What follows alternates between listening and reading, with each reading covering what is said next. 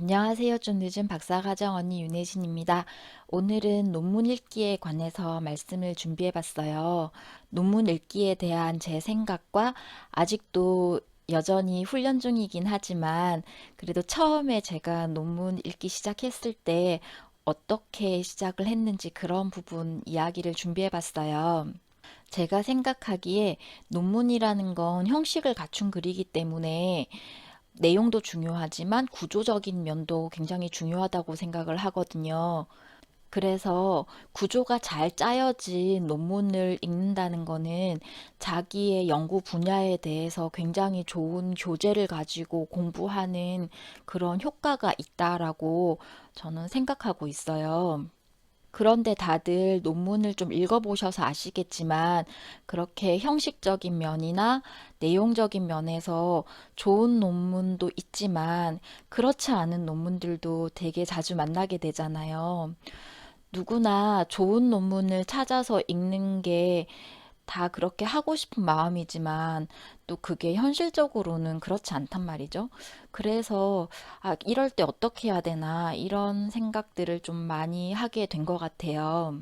일단 제 경우에도 처음부터 끝까지 논문을 다 읽었어요.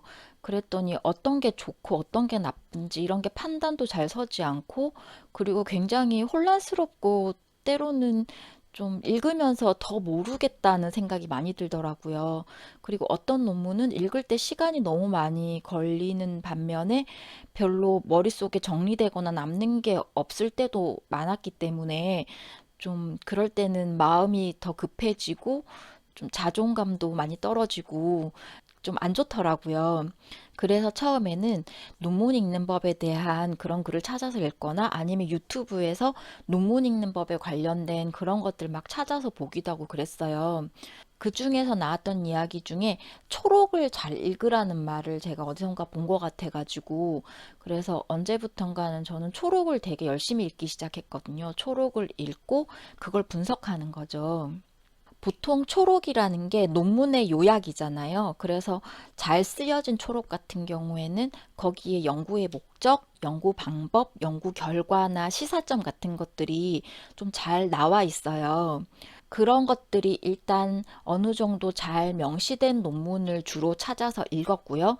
그렇지 않은 논문들, 예를 들어서 초록이 좀 뭔가 약간 횡설수설하거나 말이 좀 잘 안 되는 것 같다. 이런 논문들은 제목이 좀 근사해도 저는 일단 패스를 했어요.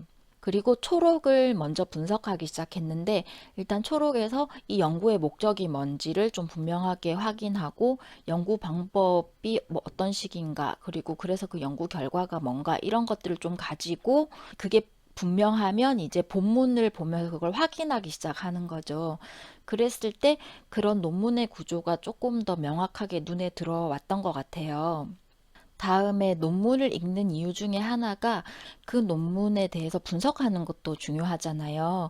그런데 처음부터 어떤 논문을 분석하는 건 쉬운 일이 아니거든요.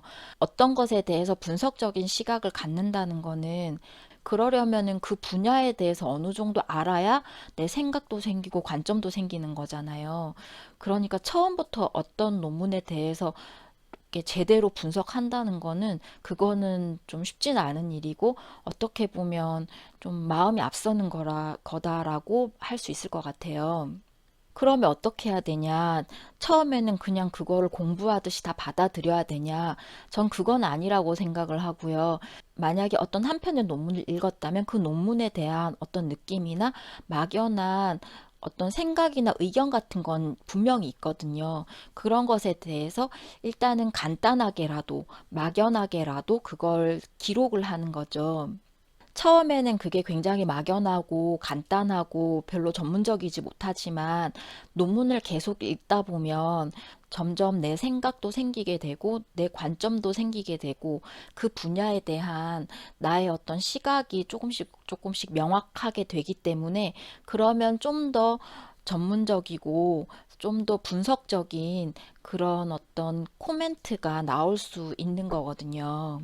논문을 읽고 분석하는 이런 것 자체도 하나의 훈련이기 때문에 좀 마음을 편안하게 가질 필요가 있는 것 같아요. 그리고 꾸준히 논문을 읽어 나가는 게 중요하다고 저는 생각을 합니다.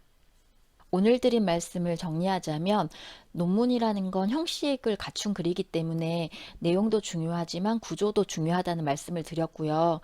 제 경우에는 어떤 논문을 계속 읽을지 말지 여부를 초록을 중심으로 처음에는 선택을 했다는 말씀을 드렸어요.